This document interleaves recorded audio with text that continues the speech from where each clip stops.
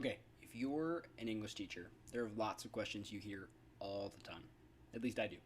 Here's one of them, one that I've been mulling over a little bit.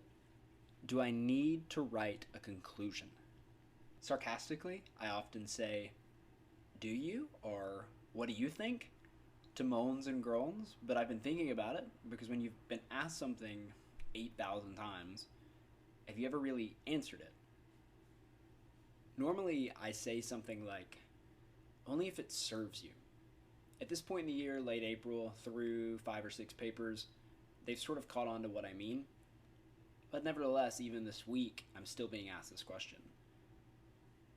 So what do we do with this question? Okay, imagine that someone came up to you rapidly, hair disheveled, there's stress, right? And they said 3 things. Your house is on fire, the car alarm is going, and the dog is out. Without being too academic, as a 3-pronged little thesis, right? We have 3 elements here. But think about it. Do you need me to synthesize those 3 things again for you? No, of course not. Your house is on fire, and you probably heard that the first time.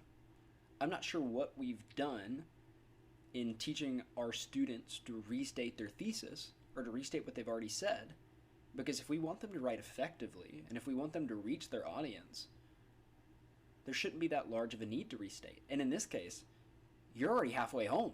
There's certainly no case to restate anything.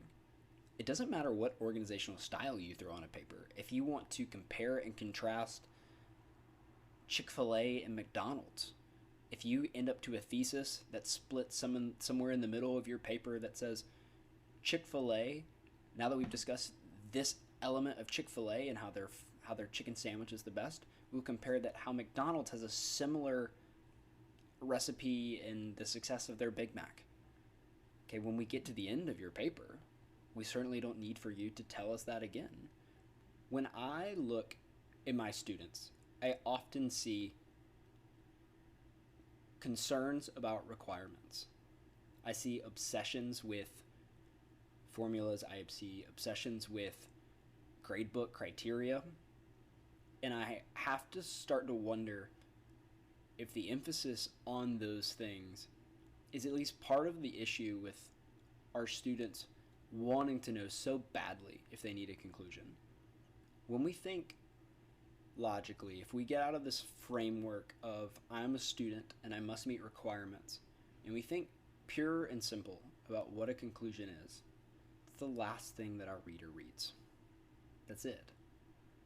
What impact does it have on a reader for you to be sold the same thing that you technically should have already been sold? What purpose does that serve? And why are we continuing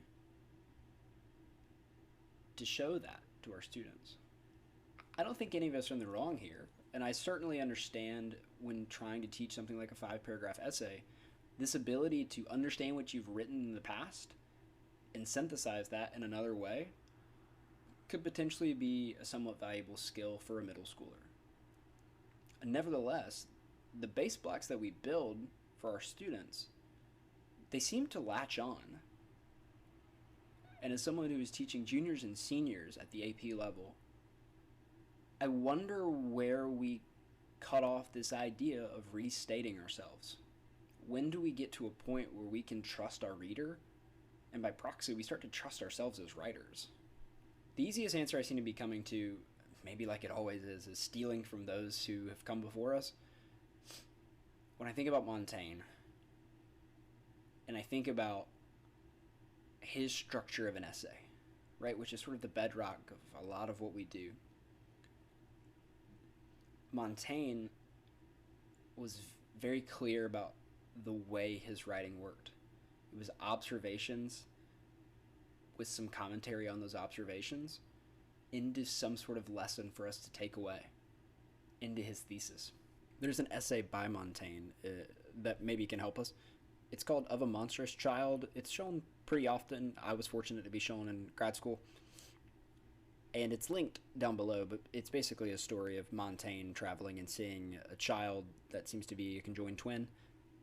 And it's his observations But then it continues into further observations of sort of human abnormalities that he's seen, but it leads him to his final thesis, which is anything contrary to nature is not, there's no such thing as being contrary to nature.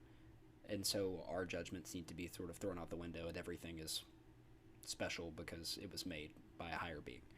In that sense, I wonder if our focus on placing a thesis at the top of the paper and a hyper focus on what it means to create a thesis and what it means to create a claim, by making that the first part of our paper, the first part of what it means to write,